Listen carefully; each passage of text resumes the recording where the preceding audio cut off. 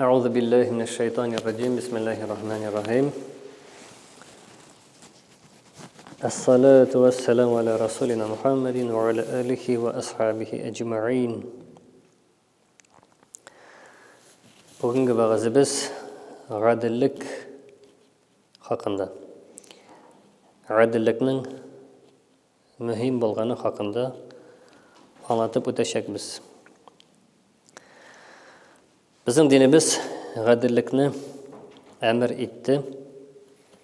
Әр орында, әр хусуста, әр вақытта да бізні ғаділі бұларға құшты. Біздің дініміз шоңа үйреті. Нәрсе ол ғаділік?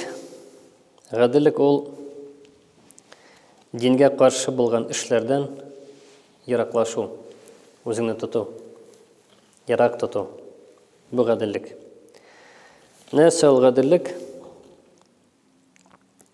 Хақ болған юлда, Аллах Тәләнің юлында, яқшылыққа, изгілікке үйрету, алып бару, һәм дә бару. Бұл ғаділік. Һәм дә өзің барасың, һәм дә башқарында үндейсің яқшылыққа. Бұл аталы ғаділік деп. Нәрсе ол ғаділік? Хақсыз орынға бір кіші кемсітілсе, яки малын жоғалтса, жанына, ғайлесіне, малына зарар келсе, шол хақны қайтарып беру. Менә бұл атала инде ғаділік деп. Нәрсе ол ғаділік? Ғаділік ол өзінің үстіңдегі вазифаларны өз вақытында, өз заманында, һәм дә орнында, һәм вақытында, һәм орнында эшләү. Бұл ғаділік.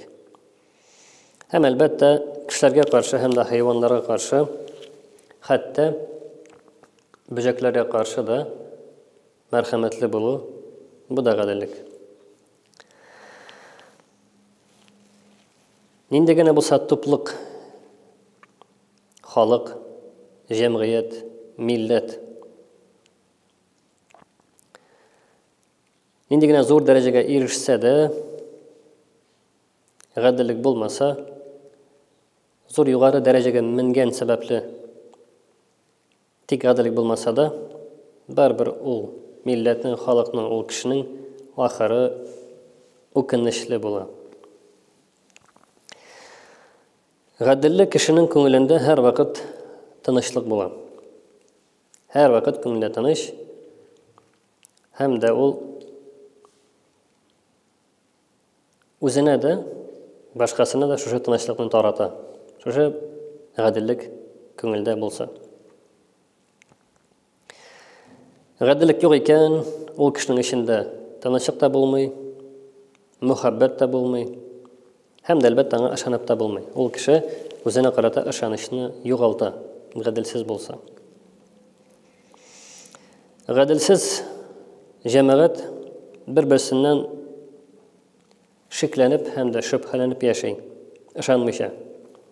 Ғаділсез бер җәмәгать булса, аларның араларында бер-берсенә ышану,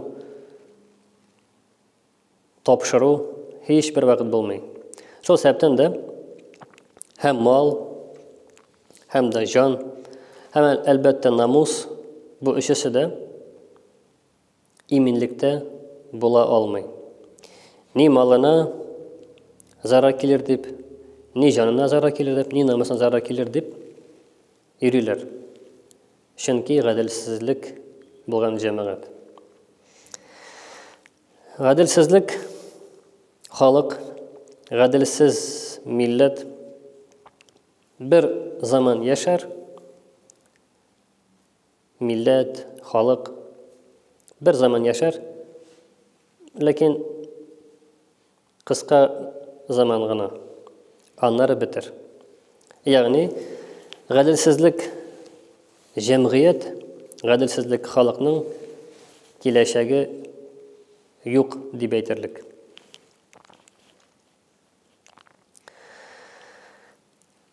Ғаділлік турында көп сүзләр, көп мөрәҗәгатьләр китапта язылган. Һәм дә бу кайчан китапта гына кала, әлбәттә аның файдасы да булмый. Аллаһ Тәгалә изге китапта Кур'ан-ы Кәримдә әйтә: "Аузу биллаһи минаш шайтанир раҗим. Бисмиллаһир рахим. Инналлаһа я'муру бил адли вал ихсани ва ита'i зил курба." Дөрескә Аллаһ Тәгалә сезгә әмер итә гаделлекне, һәм дә яхшылык эшләүне, һәм дә якын туганнарга, дус-ишләргә яхшы мөгамәләдә булуны, изге эшләрне эшләүне әмер итә. وَيَنْهَى عَنِ الْفَحْشَاءِ وَالْمُنكَرِ وَالْبَغْيِ يَعِظُكُمْ لَعَلَّكُمْ تَذَكَّرُونَ. Һәм дә тыя. Янһа, тыя. Начар эшләрдән тыелган, ягъни без әйтәбез харам. Харамлардан тыя Аллаһ Тәгалә. Һәм дә зулм китерүне, һәм дә җәбер кылуны ул тыя. Бу сезгә бер үгет, насихат, яхшы тыңлагыз, һәм дә аңлагыз дип Аллаһ Тәгалә әмер бирә безгә Нәхл сүрәсендә 90-нчы аят кәримәдә. Менә бу аят кәримәгә таянып әйтәбез инде, гаделлек ул динебезнең бер әмере, әмерләрнең берсе, ягъни бу Аллаһның боерыгы. Аллаһның илчесе, сөйкле пәйгамбәребез, ахыр заман пәйгамбәре, пәйгамбәрләрнең таҗы булган Мухаммад Мустафа саллаллаһу алейхи ва саллям шулай әйтә: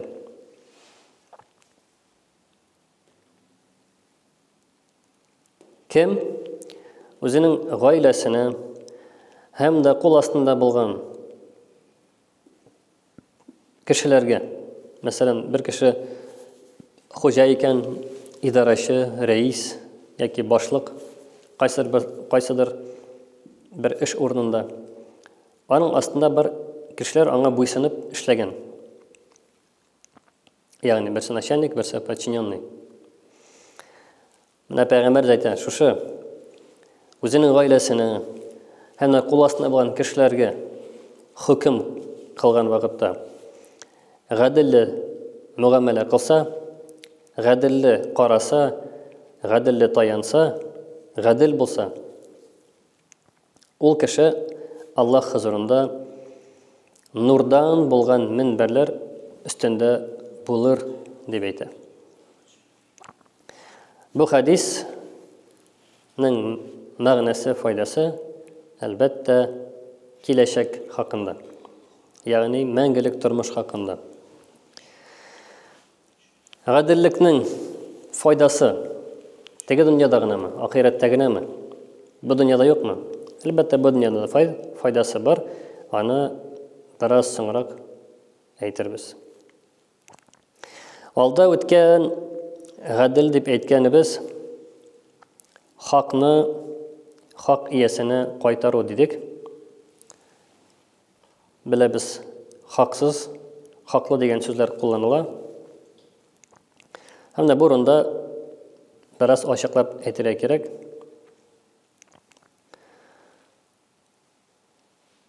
Иң әүвәл хак иясе ул Аллаһ Тәгалә.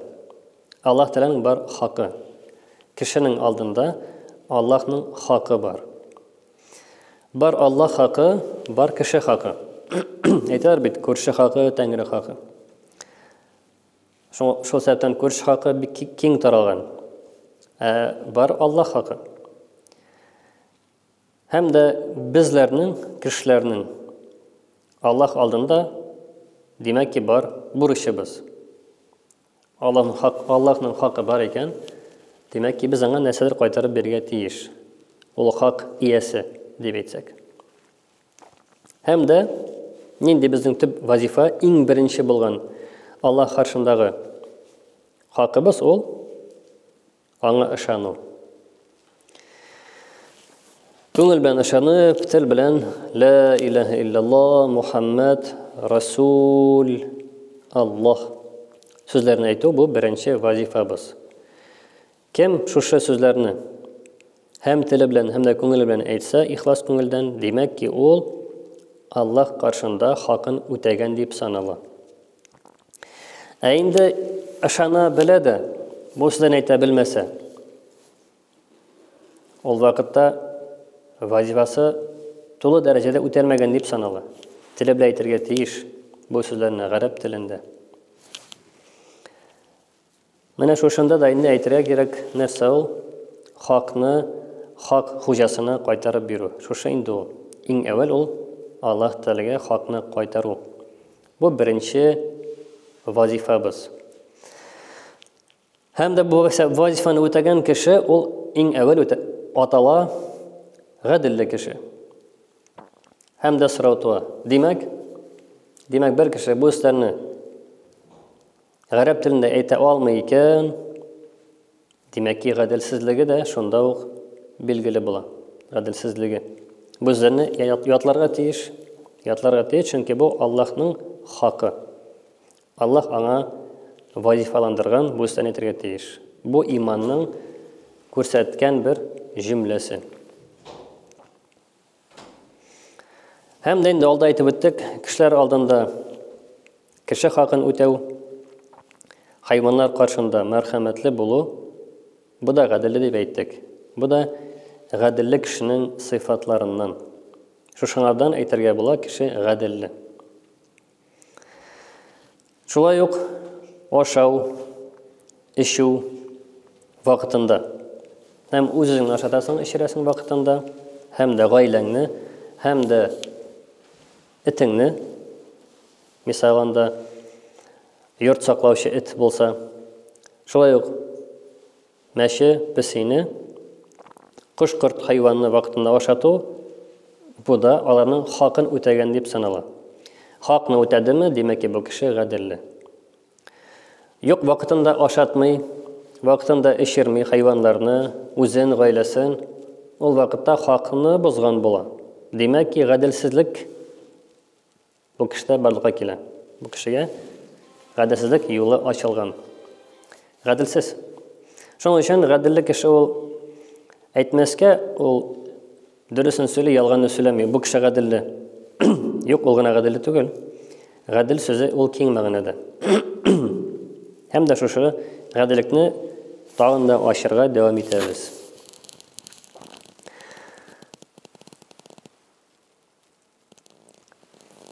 Гадел кеше ул кайчан күрә залим кешене, кайчан залим кеше икенче бер кешене җәберли, кыерсыта, шул вакытта гаделле кеше кыерсыткан кеше алдында ул үткен кылыч кебек булырга тиеш. Ягъни якларга тиеш. Кыерсытылган кешене якларга тиеш. Бусы залим булса, zulm qiluvchi bo'lsa, mazlum bo'lsa, mazlumni yoqlaganda ul o'tkir qilish kerak. Mana bu g'adillik kishi.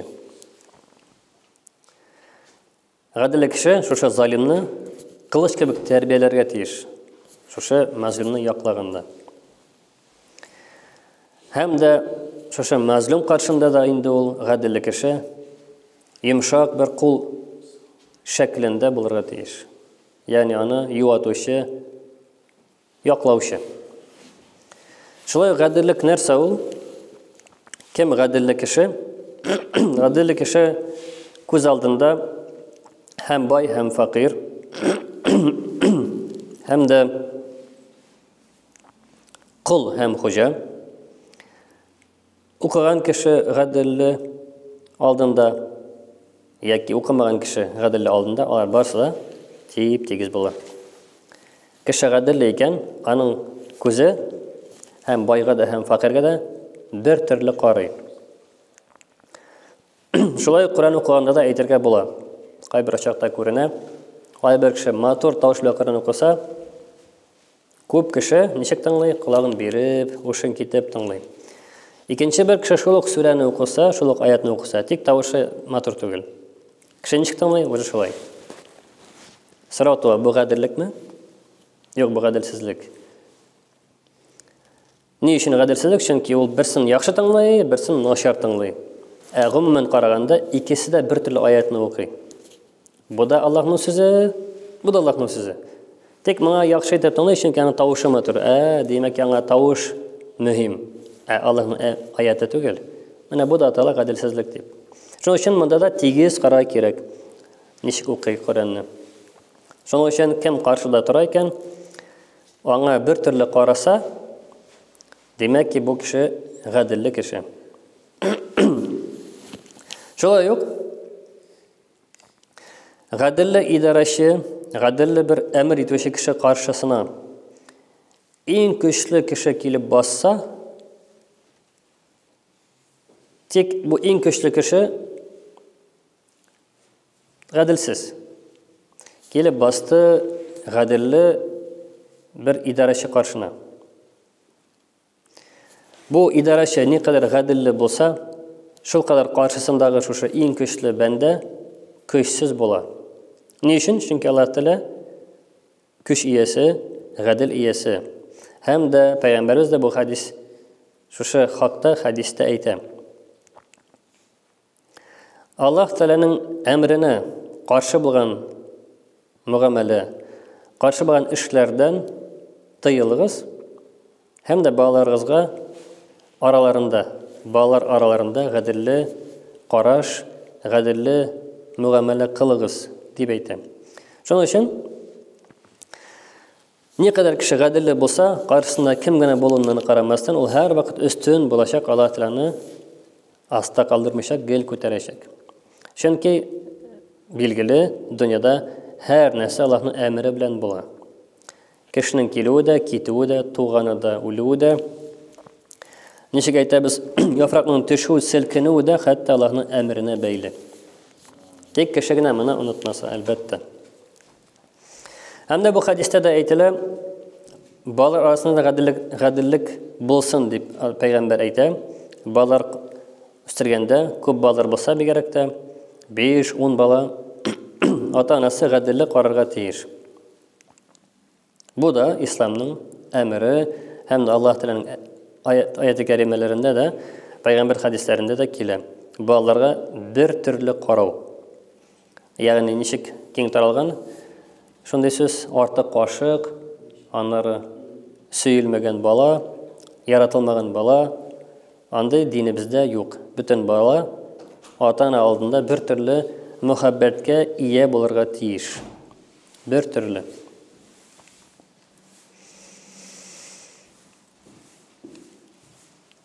Алда әйтеп үткән идек, гаделлекнең ахирәттә бар зур дәрәҗә, зур савабы.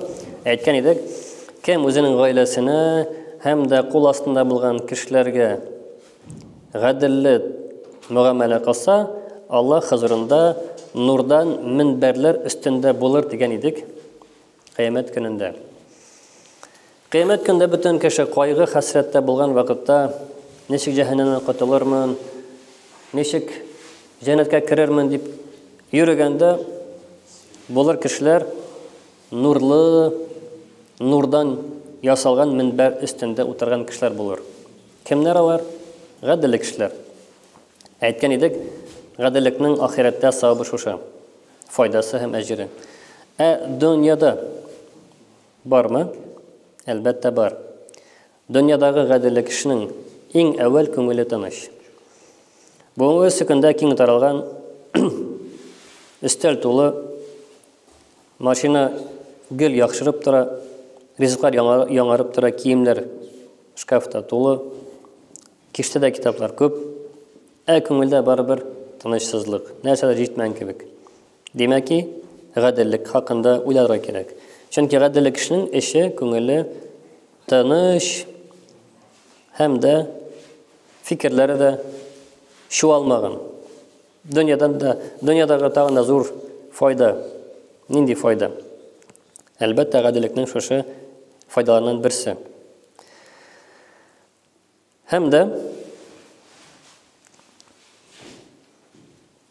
дә бәхет кешене йөгергән кеше я акча артыннан йөгерә, я бәхет артыннан йөгерә. Икесе артыннан да йөгерә. Менә шушы ике мәсьәлә хакында да гаделлекнең файдасы дөньяда бар. һәм дә мал мәсьәләсендә дә, һәм дә бәхет мәсьәләсендә Аллаһ Тәгалә икесен дә бирә. Чөнки гомумән әйткәндә, малның да әзәюе, бәхетең дә әзәюе ул гаделлеккә бәйле. Әлбәттә, Аллаһ Тәгалә бер кыска заман эчендә имтихан кыла, карый. Чөнки кеше үзе шундай. Сен ышан, ләкин тикшер дип әйткәч, Аллаһ Тәгалә һәм дә кешене карый, һәм дә тикшерә. Иман ничек микән? Мин биргәнгә генә иман итәме, юкса мин тартып алсам да иман китерәме дип тикшерә. Ягъни малын да бирә, кайбер вакыт малын тартып та ала. Һәм дә шулай юк. Тагын да шушы киләчәк җәннәт хакында хадис бар, Пәйгамбәребезнең. Пәйгамбәрбез әйтә, җәннәт халкы, җәннәт әһле 3 төркемгә бүленә. 3 төркем җәннәт халкы. Беренчесе ул гаделле һәм дә уңышлы дәүләт идарәчесе, рәис. Кем дәүләтне йөритә, ул гаделле булса һәм дә уңышлы булса, бу беренче бахтияр, беренче бәхетле кеше. Җәннәт әһленнән беренчесе. Икенчесе, бөтен булган үзенең якын туганнарына, шулай бөтен мөселманнарга да мәрхәмәтле һәм дә нечкә күңелле булган кеше. Бу икенче бахтияр, бәхетле кеше. Кем һәм гаиләсенә дә, һәм мөселманнарга да нечкә күңелле. Нечкә күңелне инде аңлыйсыздыр, нәрсә ул нечкә күңелле. Һәм өченчесе дә зур бала, күп бала белән кайнап халык, шундый бер гаилә, күп гаиләле, нечкәдер ишле гаилә. Ишле гаилә хуҗасы. Ягъни ир хакында сүз бара, әти хакында. Бер ир, мисал әйтик, аның хатыны һәм дә бик күп бала. Ишле гаилә. Шушы кеше, шушы ир хакында Пәйгамбәр әйтә, әгәр дә харамнан тыелса, ни өчен шулай дип әйтә? Чөнки күп бала булгач, димәк ки күп ризык кирәк, димәк ки күп акча кирәк, димәк ки харам белән акча эшләргәме тиз генә, яки харам белән ризык алып кайтыргамы? Чөнки хәлал белән эшләргә җиңел түгел.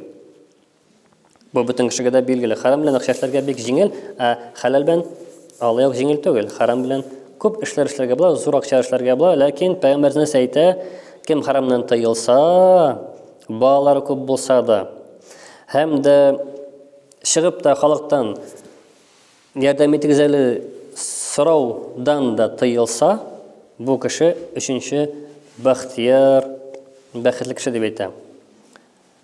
Димәк ки, Пәйгамбәрнең бу хадисына карасак, җәннәттә 3 төрле халык. Я гаделле идарәче, я якынларына, мөселманнарга мәрхәмәтле, нечкә күңелле кеше, яки күп гаилә, күп балалы гаилә дә харамнан тыела һәм дә кешедән сорап та йөрми.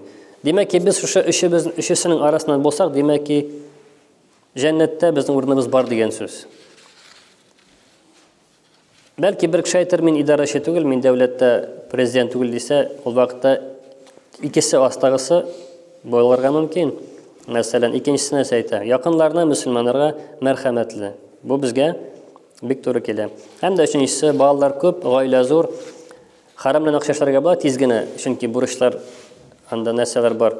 Ләкин кеше харамнан тыела, барыбер төзеп яшәй, бармакны бармакка бәйләп,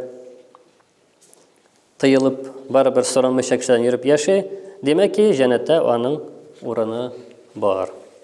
Һәм дә әлбәттә бу гаделлек турында сөйләгәч, Халиф Умар әл-Фарук хакында әйтмичә үтми булмас. Билгеле рәвештә ул безнең халиф, беренчесе Әбу Бәкр Сиддык, икенчесе Умар әл-Фарук. Исеме Умар һәм дә әйткәннәр аңа кушамат дип әйтәләрме? Фарук, ягъни айыручы, ялганны һәм дә хакны айыручы. Шул кадәр айырган, аңа әйткәннәр Фарук. Шундый кушамат биргәннәр, Фарук. Аңа гына биргәннәр, чөнки ул шундый булган. Менә шушы хәзер мисалда күреп үтәбез. Бер заман шушы хәзрәт халиф Умар хәзрәт, Умар радиллаһу анһу ширләгән. Күз алдына китерегез, президент, ил башлыгы ширләп ята өйдә. Табиблар килә, һәм әйтәләр, бу ширнең шифасы бал. Ләкин шушы эшләгән вакытта Умар радиллаһу анһуның өендә бал булмый. Һәм дә сатып алам дисәң дә, кибеттә бу ширләгән вакытта бал булмаган була. Шушы заманга туры килгән шире. Ләкин президент булгач бит инде халиф белә, Бәйтүл малда казна бал бар икәнен белә. Тик аңа әйткәннәр бит Фарук, ялганны, яхшылыкны аера алучы, аера белүче. Аңа гына әйткәннәр, чөнки ул шул кадәр аерган. Нәрсә әйткән? Ширле рәвештә барган мәчеткә, мәчет зур, халыкны туплаган, бөтен халыкны, кайда аның идарәсе булган. Һәм әйткән, эй халык, мин хасталаным, ширләдем. Рөхсәт бирсәгез, бал алырым казнадан.